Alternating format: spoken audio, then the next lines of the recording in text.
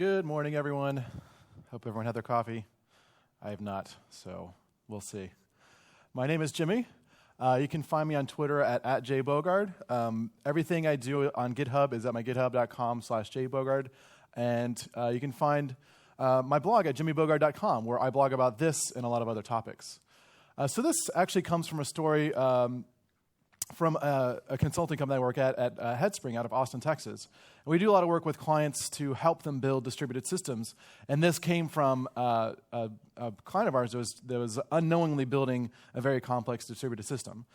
So one day I was just sitting at my desk, kind of minding my own business, doing whatever, and my colleague Bill comes over to me. He's got this like super worried look on his face.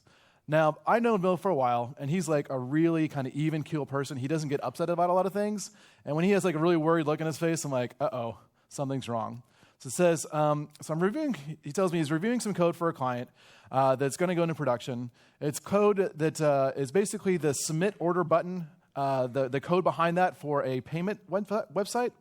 And he's like, there's something wrong with this, but I want you to take a look and make sure that I'm not going crazy here. I said, okay, so tell me what you got here. So he has, I've condensed it down, by the way. He's had 6 little lines of code in this one very important part of the website where it processes your button click for submitting the order. And it looks something like this. So as part of this, he walked me through and said, okay, the first thing we need to do is we're trying to basically take the person's card information and then charge them for it. I said, okay, that makes sense. So the first thing we have to do is find the customer out of the database. Okay, that looks okay. Next, we need to create the order from the card information and the order details and insert that into the database. I said, okay, that looks kind of normal so far. So, well, the next thing we do is we call Stripe API to post a payment. And then I started to see why he was getting that worried look on his face. Then he says, okay, now we're going to send an email to SendGrid for thanking the customer for their order. Okay, and then finally, they're going to publish a message via RabbitMQ to notify downstream consumers to actually go ahead and process and fulfill the order. And then finally, we redirect the customer to a thank you page. Now, outside of all of this, for every single request that comes in, there is a transaction that happens. So somewhere outside of here in like an action filter or something like that, something actually finally calls dbcontext.savechanges. So looking at this, nothing in this code prepares or handles if any one of these lines goes wrong. That is, if one of these lines fails, what's going to happen? That's why I had this really worried look in his face. And working with distributed systems for a while, one of the things I had to really drill into myself and to our developers is that failure is always an option when dealing with the distributed systems. So I said, okay, Bill, let's walk through these scenarios. Let's go one at a time and say, based on each one of these calls, what happens when, and this is important, I use the word when and not if, because if you use the word, what happens if something fails, then the business thinks in their head, well, that's never going to happen. No, it won't fail. Like, things always stay online. But when you use the word when, then that kind of drills into the head that this is a possibility that does happen. So I said, let's go for each one of those calls to each of those different systems and look at what happens when those calls fail. So this is the basic workflow of our that one single button click. We have the post into the API. We first do a select, a get, and a write into our database. Then we call Stripe, then we call SendGrid, then we call RabbitMQ, and then step 5 is actually commit the database transaction. So let's go these one at a time and say, what happens when one of these calls fails? So what happens when the first call fails? Something goes wrong with the database. If I'm using Azure SQL, right, it's down like all the time. Then what happens when that call fails to the database? Well, us as developers, we don't really think about that a whole lot because, I mean, if the database is offline, basically the website's offline, so nothing's going to work. So in this case, if the database is offline, the transaction rolls back, an error is shown to the user, but at least the system is still consistent. Now, this is not a good error to have, like probably the worst error you can have. If you're clicking a button on your website that you've just typed in your credit card details and you get an error page, the customer is going to panic. Like, do they take my money or not? I don't know. So this is still not a good scenario, but at least the system is consistent. All right, so what happens when Stripe fails? For some reason, we can't contact the Stripe API. Maybe Stripe's down or our subscription has expired, something like that. Well, no money posts because the Stripe call failed, and the transaction rolls back because there was an exception. So in this case, the system is still consistent. We still show that nasty error page to the end user, so that's not something we want, but at least the system overall is consistent. Now, this is where things get interesting. What happens when SendGrid goes down? Again, this doesn't happen often, but it is certainly a possibility that something goes wrong with that call. And it may not just be that SendGrid is down, but that somehow that call fails. So this is when things start to go bad. So in this case, the call to the database is initially succeed, but because we have an exception, the transaction rolls back. However, the call to Stripe did succeed.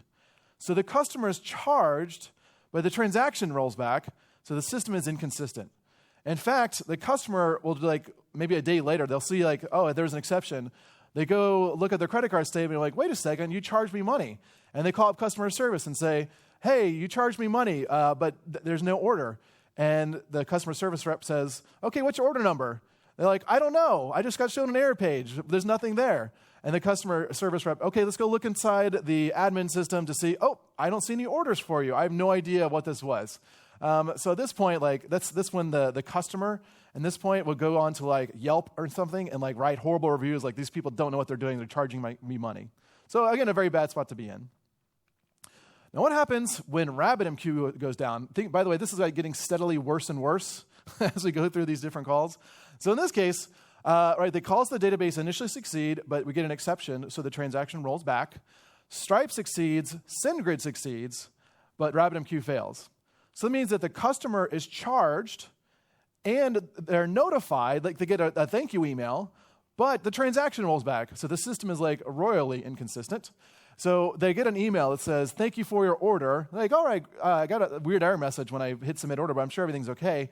But when they go to click the link to look at their order, it comes up with a 404, order not found. Okay, that's distressing. Let's call up customer service. And again, they have the same answer we had before. I don't know what your order was. You can see you got this email. Let's go ahead and refund your money. And again, negative Yelp reviews. Now, what about the worst thing that could possibly happen? What happens when the transaction fails? So in this case, we call Stripe successfully, we call SendGrid successfully, we call RabbitMQ successfully, so we've charged the customer, we've told them we charged the customer, and we've notified downstream systems to start processing the order, but the transaction rolls back, so at this point, the system is completely hosed. The downstream systems that are supposed to fulfill the order are okay, give me the order details. They call back into the database, there's nothing there, now everyone's upset. So, this is what Bill and I were doing in a whiteboard session. This is 2 weeks before the system was supposed to go live. So I was actually starting to get nervous as well. How are we going to fix this? What are we going to do? How are we going to fix this overall solution? So right now, what the code is doing is nothing, which is it just assumes everything succeeds all the time. And if something goes wrong, it's meh. But for the business, is probably not a good option, probably not a good business idea for them, because all those things that go wrong are going to result in, for the very least, people writing negative Yelp reviews. But probably worse, it could be that they get sued or something. So just kind of throwing up our hands and be we'll just hope everything goes well is probably not good for business. So what can we do? Well, the overall problem here is that we are doing all these different things and we're not doing everything inside the same transaction. So why don't we just stretch this little transaction all the way over and just put everything inside a transaction? But we can't do that. Whether sometimes these different resources do support this kind of transactional behavior, but oftentimes, and these days, almost all the times, they don't. We can't put the entire world in a transaction every time we want to perform some activity that's going to involve more than one resource. And we see this in the real world. The real world doesn't conduct itself with these really heavyweight transactions with actual things that are going on. So in our case, what we need to do is assume failures, that any one of these steps can fail, and plan for the worst, and then design our solutions assuming that those failures will occur. Now, at this point, we needed to figure out, okay, well, then what are the different options for us to be able to fix this? Luckily, I don't have to figure this all on my own. A lot of other people have written about this and looked at these kinds of problems.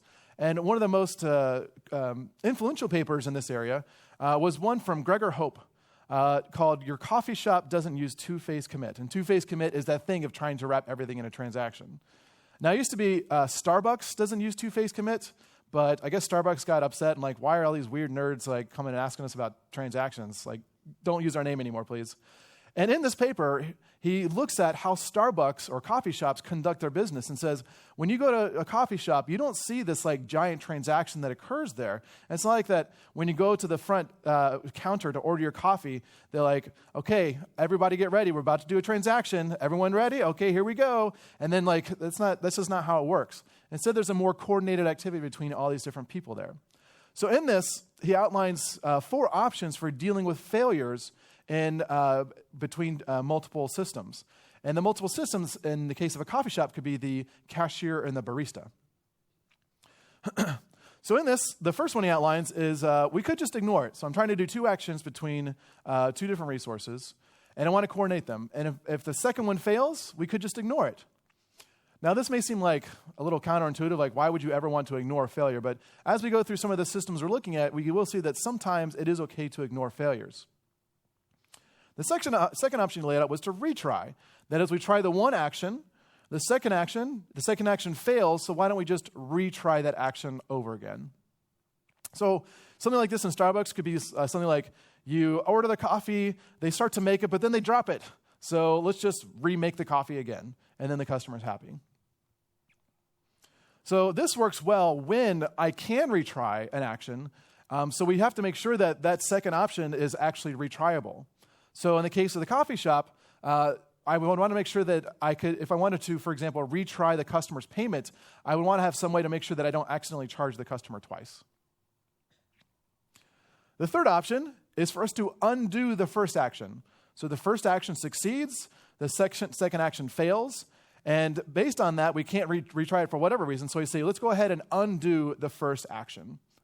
So in something like Starbucks, this could be, I give them the money, they go and realize that they don't have my pumpkin spice anymore, everyone's bought all of it up, and so they tell me, well, we don't have any more pumpkin spice for the grande pumpkin spice latte, so what do you want to do? I was like, well, I don't really want anything else, so here's your money back.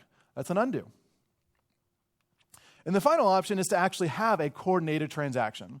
You notice this one has like a lot more arrows, so this is a representation of a two-phase commit. The two-phase commit is, it starts off with a prepare that says, okay, make sure both resources are able to do this activity. Both resources give feedback saying, yes, I can. And then the coordinator says, okay, go ahead and commit those 2 transactions. Now, I can do this kind of pattern even if I'm not using something like a transaction coordinator, because you can also see this kind of thing in the real life as well. If anyone here has ever purchased a home or a condo, that real estate agent in the middle, that coordinator, the one who's brokering the deal between the buyer and the seller, they're acting as this coordinator for this complex transaction.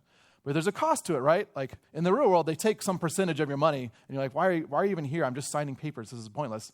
But that's what they're there for, to make sure that this action can succeed.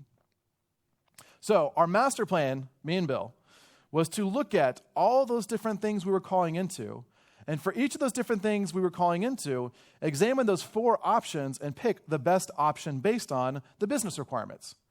Now, this is where it can get a little tricky because we have to actually talk to the business to say, like, here are the different options for each of these resources. What should we do? And they have this look on their face like, well, just make it always succeed. Like, it should always work. And you have to talk and no, Google can go down. So if Google can go down, the things we build will go down as well. So we have to actually code for these failures. So the first step was Stripe. So just a reminder what the code looked like. Call database, and then the first one we have to an outside resource is to call the Stripe API. The first option would be to ignore a failure. But we probably don't want to ignore a failed payment, right? Like if we just put a try, catch, swallow, and be like, well, we tried to take their money, but it didn't work, so let's just go ahead and ship them the order anyway. Probably don't want to do that. So this is one where I don't think I'd even bring up to the business. Just be like, let's just not even talk about that because that's kind of silly. Option 2, we could retry it. Now, this is where we have to make sure that if I retry the API call, that I don't accidentally charge a customer twice. Now, the reasons why the API could go down, I could call the API and Stripe is just down. But it could also mean that Stripe is slow for some reason. I make the call, and I'm waiting and waiting and waiting for a response back, but I don't really want the customer to sit on this thank you page forever. So I'm like, okay, well, let's just give up on that and come back. But Stripe could have actually succeeded. We just didn't wait long enough to get a response back. So I need to make sure that if I call that API twice, I don't accidentally charge the customer twice. I only charge them once. And the word for this, doing the same action but only having the result once, is known as idempotency. And so what I did was just Google Stripe idempotent. And voila, their Stripe documentation came up. Here's how you do idempotent requests. Because they also know, like, this is important not to charge your customers twice because it looks bad on them. Like, you'll go, like, ask Stripe, like, for your money back, that sort of thing. And so the way you do this with Stripe, down here at the bottom, it says, to perform an idempotent request, provide an additional idempotency key header to the request. So this is not automatic. By the way, if you're using Stripe today, like, maybe you should look at this. This is not something that comes out of the box. You actually have to provide this idempotency key that signifies this is a single logical monetary transaction. So, looking back at our original code, what can we use that signifies a single logical monetary transaction? Well, it turns out we already have something that kind of represents that. The customer going through the process, they add items to their cart and they hit checkout. And here, all those different carts have a unique identifier. So every time I check out with a cart, I should only charge the customer once for that cart. So our cart ID would be a good candidate for that idempotency key. The third option would be to undo. Now, this one's a little bit more difficult to Google for because it's not like a computer sciencey term for this. So I have to think about, like, well, what is that action I'm doing, and what is the semantic undo for whatever that action I was performing? So for something like Stripe, where I charge the customer, what is the undo equivalent of charging? Well, it's a refund. A refund says, okay, you charge the customer, give me the transaction ID, I will go ahead and give you back that exact same amount. So a refund will look something like this. We do our normal operations, but this time we put a try-catch around all of those different calls. And then if the when the Stripe payment fails, then what we'll do in the catch block is to call Stripe again to go ahead and refund the payment. This is where usually someone raises their hands like, but wait a minute, what happens if that call fails? I'm like, that's interesting. Okay. We'll still need to do extra stuff to make sure that. But one of the things we also needed to do was there was that overall transaction call that was like hidden in the infrastructure somewhere. And we also had that as a potential place for failure. So this is a case where when we have these coordinated activities, we needed to make sure that it either all succeeds or fails. We need to make sure that we basically bring in all the pieces together. So in this case, I'm actually bringing in the transaction part to say, okay, if the previous calls succeed and something goes wrong, then go ahead and also roll back the transaction to make sure that that doesn't actually succeed as well. Now, how might we address this? Like, what if the refund call fails? You'd have to have just even more even more try catches in there. At this point, though, like if the refund fails, you may just fall back to like, let's just write something to log and alert the administrators to say something went wrong. You need to go manually into the system to be able to go into the Stripe user interface and say, okay, let's go ahead and manually refund that transaction. The fourth option is coordinate. Now, this was also a little bit trickier too because none of these APIs support, like, quote, distributed transactions. But some of them do support that kind of flow. And it turns out that Stripe actually supports this kind of two-step flow as well. And it's called auth capture. And you may actually see this. If you've checked into a hotel and you have to give them your credit card, and they say, we're going to authorize your card, but we're not going to charge it, right? They put like some amount on there. And that's really just to make sure that if you trash the hotel room or whatever, then they can actually charge you for it. And this just ensures that they're able to charge you for it in case something goes wrong. So we can actually perform that as well. The auth capture flow says, first authorize the card to make sure they have the funds available. And then when everything else succeeds that you want it to succeed, they go ahead and capture the payment in a second step. So that would look something like this. We have original try-catch with the begin transactions, commit transactions, that sort of thing. But this time, instead of calling into Stripe to directly charge the customer immediately, instead we're going to first authorize their card. Now, if everything succeeds from the previous steps, then we'll go ahead at the very end, and post the payment to actually charge the customer. If something goes wrong, the transaction rolls back, and their charge just sits basically sitting there authorized but not actually charged. So it still would require an administrator to go in and say, like, decide what to do with each of these charges based on being authorized or not. But at least has the ability to say, we can separate these things out and only capture the payment when everything else succeeds. All right, next up is SendGrid. Now, SendGrid is quite a bit different than the Stripe API. So Stripe is all about safely processing payments. SendGrid is more like, you call me and I'm sending the email like right away. They pride themselves on having a very fast, very responsive API and sending those emails like almost immediately. So that means that like our options for these different distributed system failures are going to be quite a bit different based on SendGrid's email sending capabilities versus Stripe. So the first option is ignore. Now this is actually interesting to talk to the business about, because ignoring would be like, do you want the overall business transaction to fail if I can't send the customer an email? Probably not, right? Like if I can't send a customer an email, like I still want to take their money. I'll just tell them about it maybe a little bit later. So this could be a valid option for us, that what we'll do is just put a little try-catch around SendGrid and say, if SendGrid fails, just be like, well, we tried. We'll talk to them later. So in this case, we'll just log the exception, and maybe we have some kind of background service, a backend service to be able to kind of catch up with this. Option 2 would be to retry. Well, how would SendGrid, and again, remember the question here is, if we want to be able to retry, we have to ask ourselves, is this operation retryable? As if we call the API twice, will that result in the overall operation only happening once? Well, that doesn't exist. So if we Google idempotency SendGrid, the only thing you come up with is a bunch of Stack Overflow questions with no answers, but like a bunch of comments of people also complaining about that problem. And that's like the worst place to be in, right? Like Google something, and the only thing that comes up is Stack Overflow questions with no answer. It's like completely hopeless feeling. So in this case, SendGrid, like they would just like, no, they don't want to support that, because the cost to support that would be very expensive for them, both in terms of like resources, but also just in terms of speed. So when I call an API that has to check to see if that has been called before, like Stripe, I give the idempotency key. It has to go look up somewhere, like has it seen this key before, and then come back and say yes or no, I can go do that operation.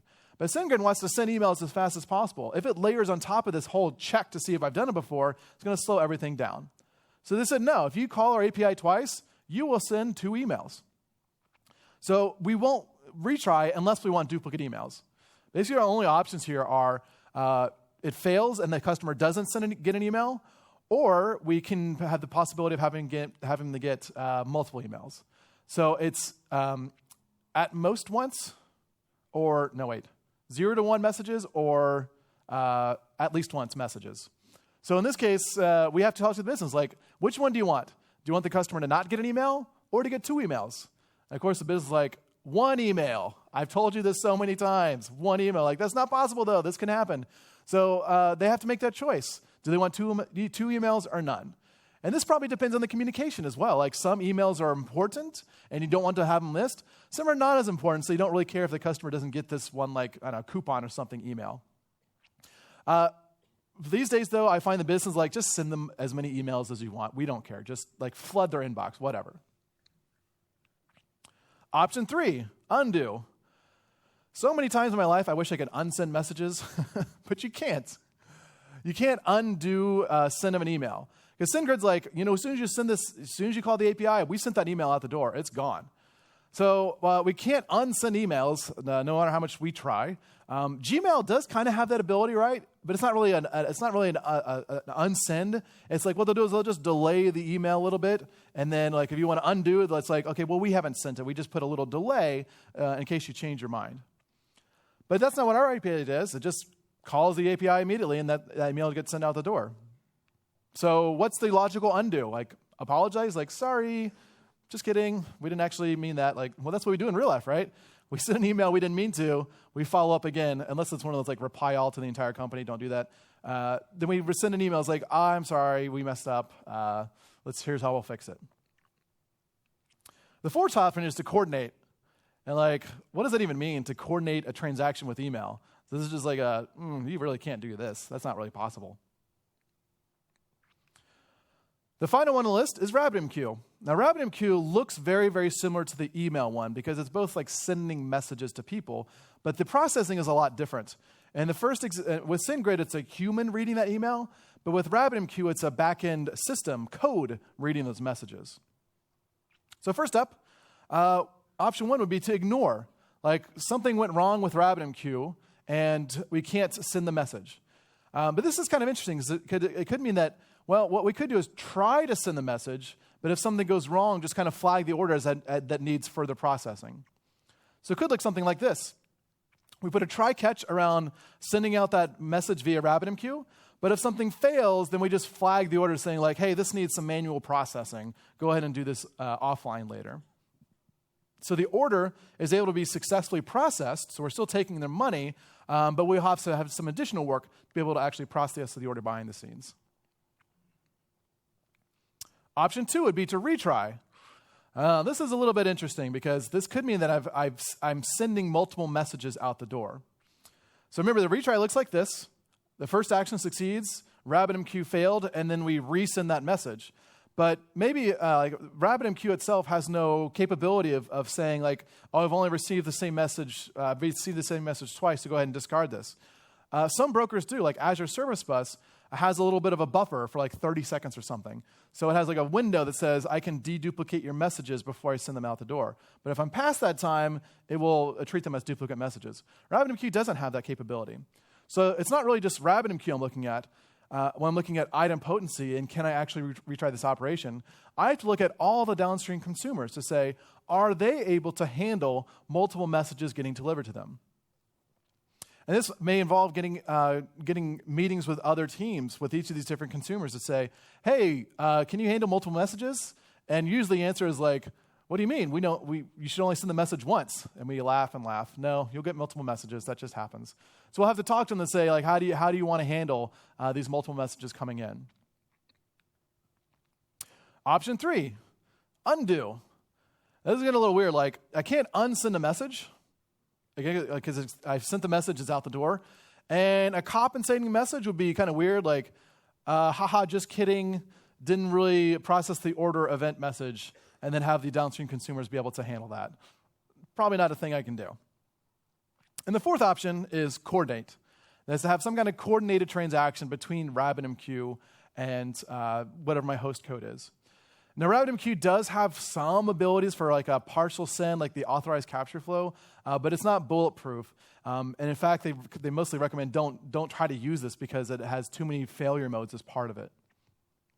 So this is like another meeting Bill and I had, by the way, because like the first one of like, oh no, the world's going to fall apart. And the second one was like, okay, let's figure it out. And this is basically what we came up with, is based on all those different resources we were talking to, what are all the possible options for us to be able to handle those different failures.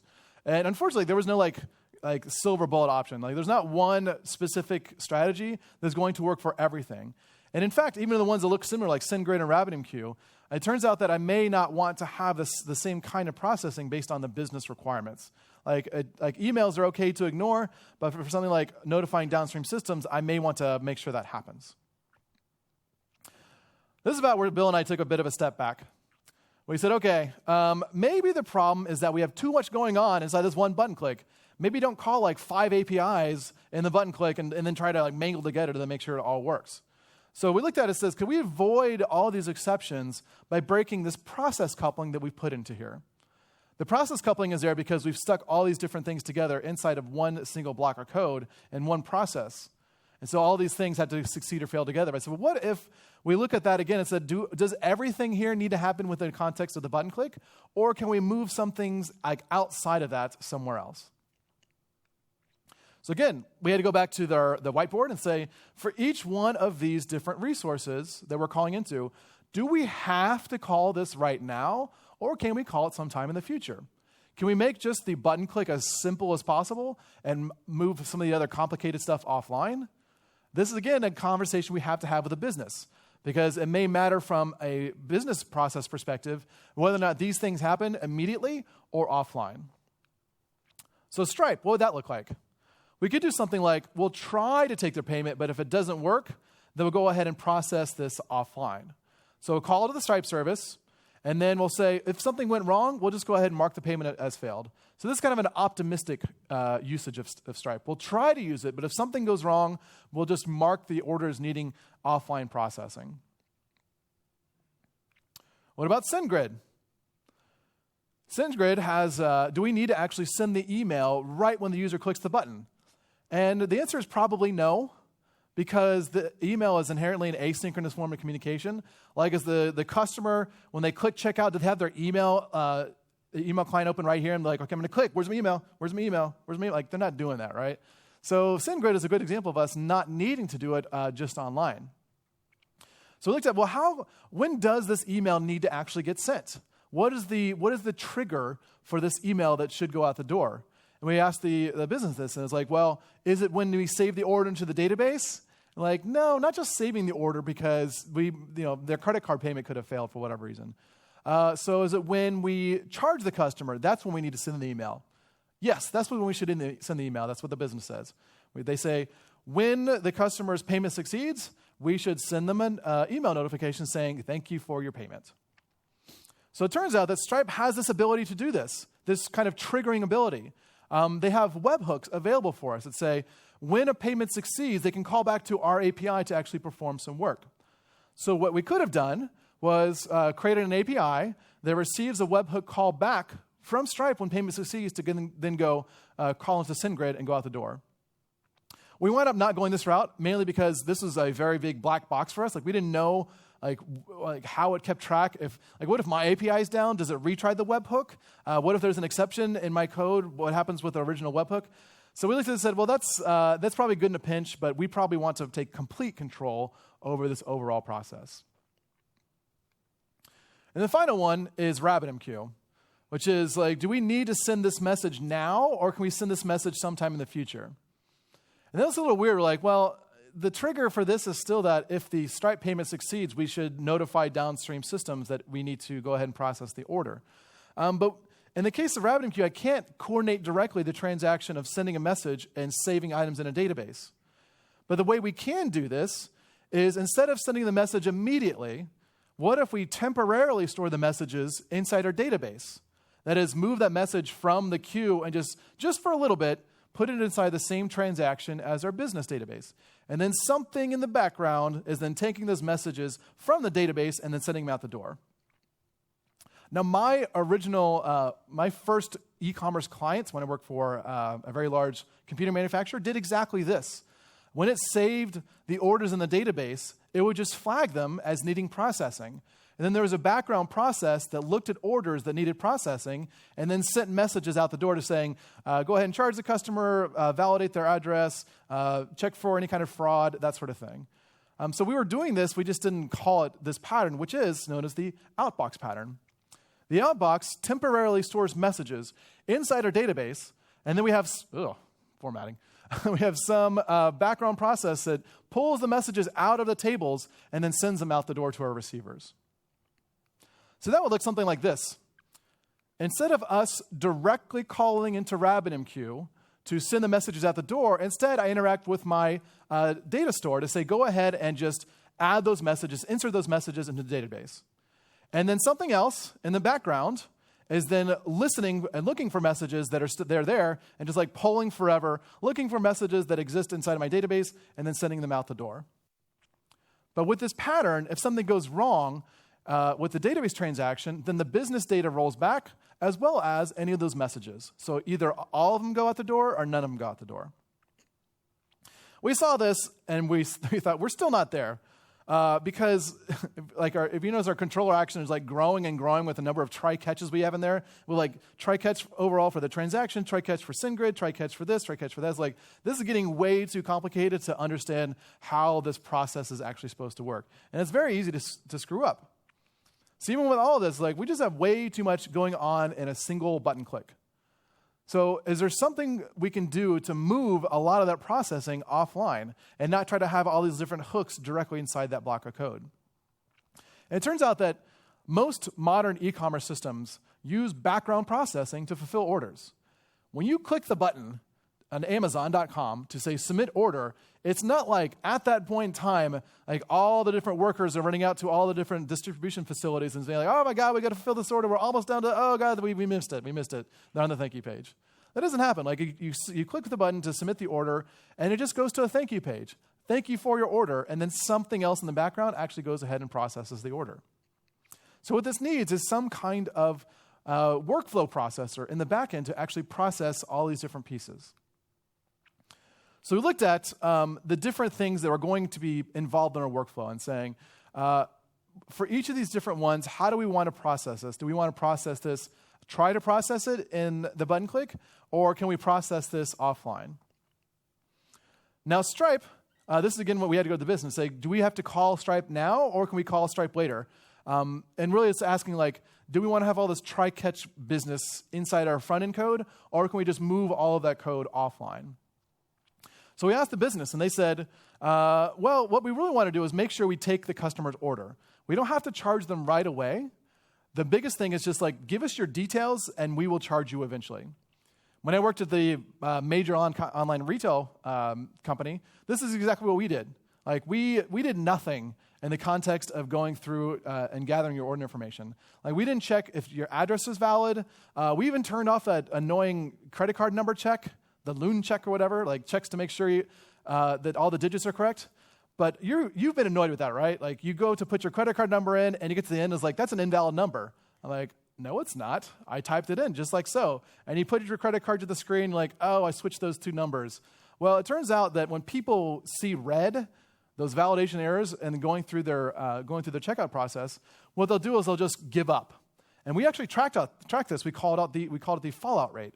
That is how many people start the checkout process, and then how many people finish it. And ideally, everyone that starts the checkout process finishes it. But if I have someone that drops out and quits the checkout process, that's money we've lost. And so we want to maximize the number of people who can finish the order because that'll maximize our revenue. So for this, I want to make sure that this order checkout process will absolutely succeed every single time.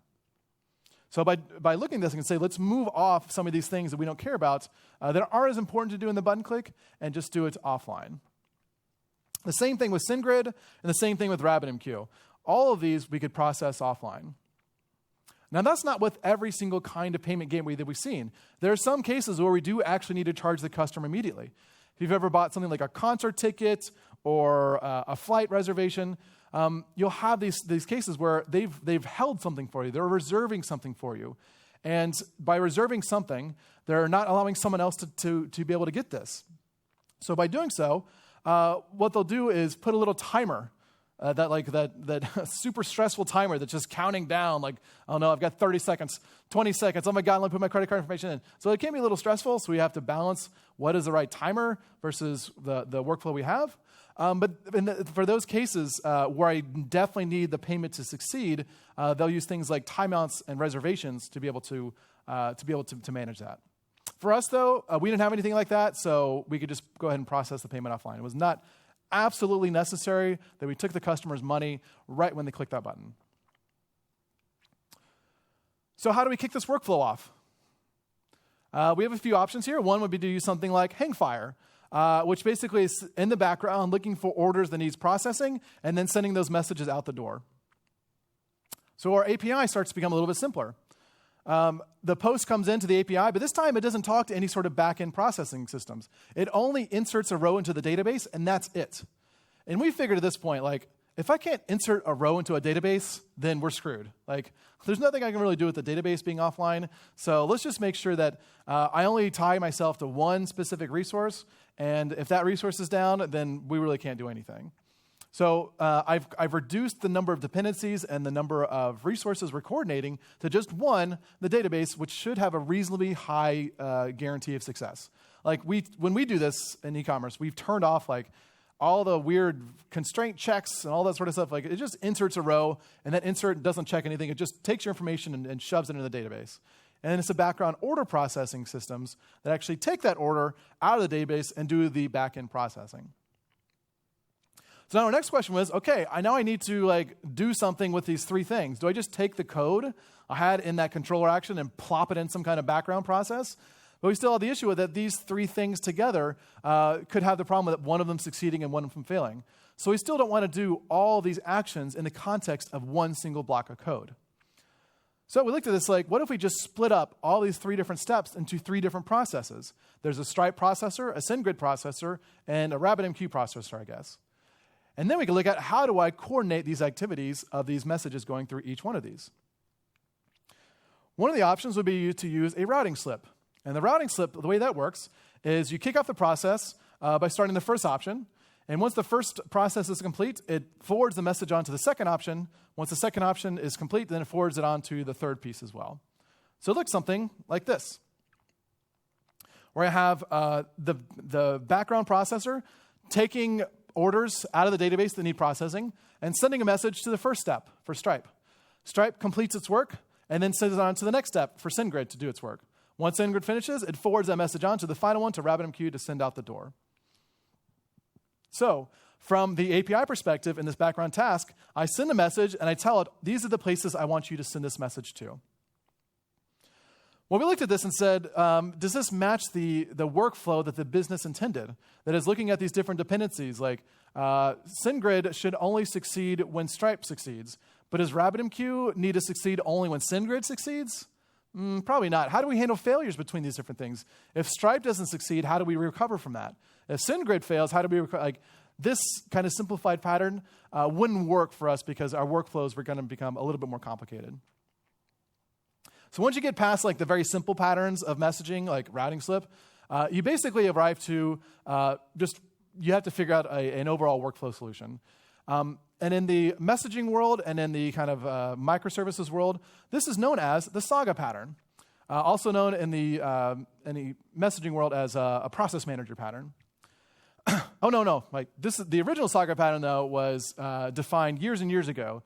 And the overall idea behind the Saga pattern was I have a series of transactions, and each of those transactions is completely atomic, and I do one at a time. And if one of those transactions fails, then I have some kind of logical undo with the previous transactions. And the canonical example for this is to book travel. And when I book travel, I book my car, my hotel, and my flight. So I can only go on my trip if all those three things succeed. And I can't coordinate these three activities together, right? We don't open up a conference call line with these three providers and say, okay, I'm going to get everyone on the phone to make sure we can do this trip. We don't do that, right? We book one thing at a time. So it looks like we book the rental car first, that succeeds. We book the hotel first, that succeeds.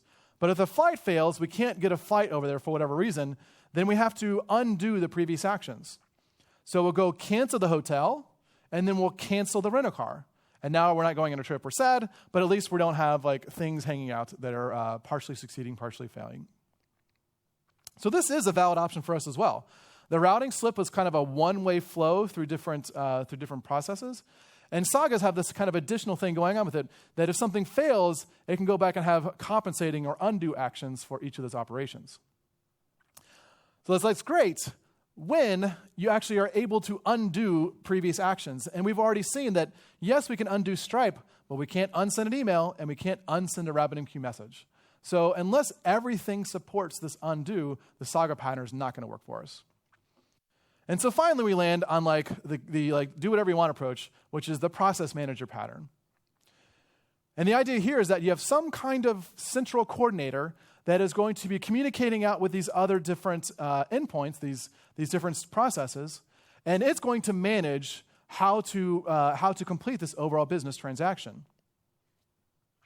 But then we still have to figure out, okay, we'll do a process manager, sure, receives a message and sends messages out to the other things. But then, what is the process manager doing? How is it coordinating these different activities? Because I still have to write that code itself. Well, there are two major patterns in place for process managers. There's orchestration and choreography. Orchestration, it's basically like someone conducting an orchestra, and they're telling everyone exactly what to do on the beat. And this is very command-based. That is, I'm going to tell each process exactly what to do, and it's going to tell me the result back. The other option is for choreography. And the idea here is that we basically give the instructions about how to do this dance, and we wait for the music to complete and see where everyone lands. And so that's more event-based. RPC-style architectures are very much orchestration-based, And event-driven architectures are very much choreography-based. So we looked at this and said, well, what things do we really need to have based on commands, and what things can be done based on events? And we look at basically the process coupling. What things do we actually need to direct the work to do, and what things can we just have react based on other previous work finishing? Because not everything in our system should be purely event-based or purely command-based. We're always going to see a blend or mix between the two. So we looked at each of these different ones. It says, okay, how do we need to coordinate the activity for Stripe? And Stripe, we wanted to make sure that we were orchestrating. That is, I'm going to tell Stripe to process the payment, and it needs to tell me back the result of processing the payment.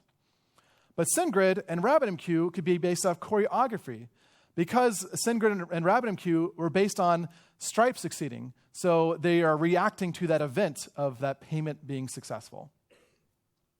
So the final picture looks something like this. We have the post coming in to the API. That would insert a row into the database and then just finish. It's done. Then we have a background processor that's taking unprocessed orders and sending a message to a process manager to say, go ahead and start processing the order. The process manager receives that message and calls into Stripe.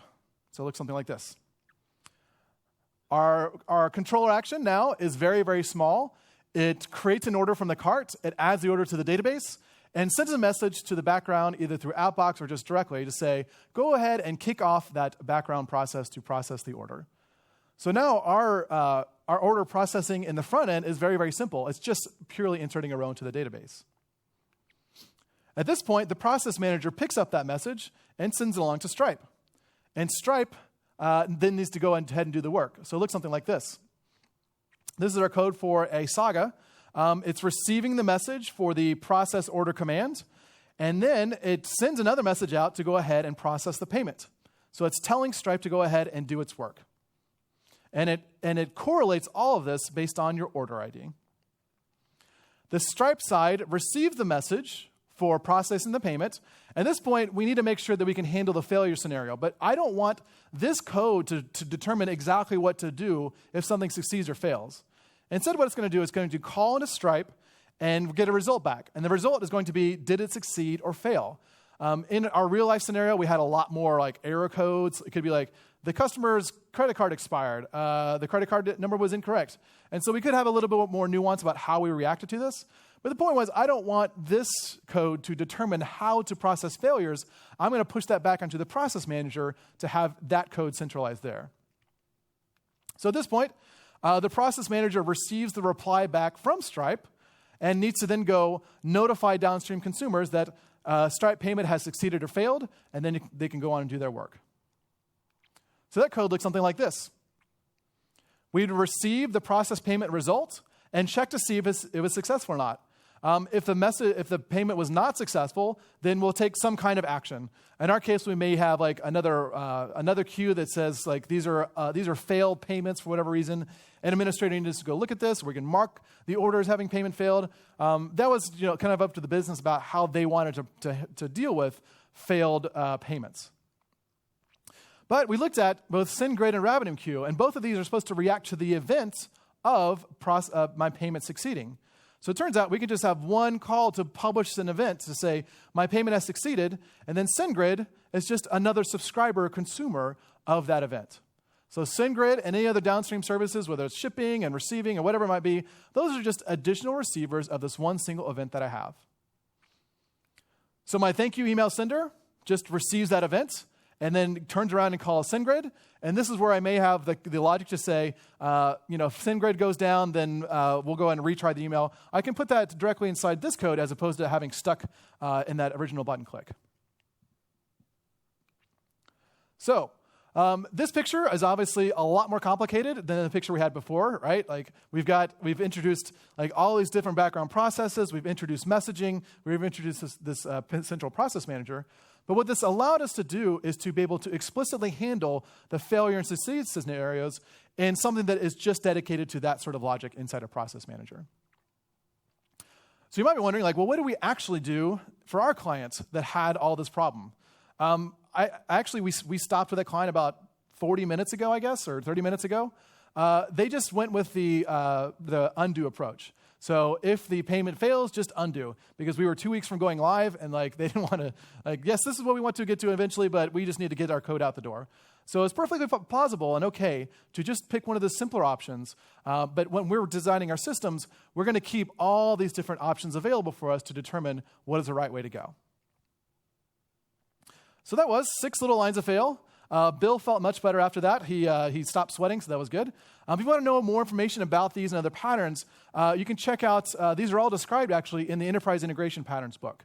So go check that out. It's a really big, thick book, so maybe it'll impress people that you have it on your desk, I don't know. But it has all these different patterns described as part of it, and you don't have to memorize them all yourself. You can just have a reference there for you. So thank you very much. I hope you have a great rest of the conference. Thank you.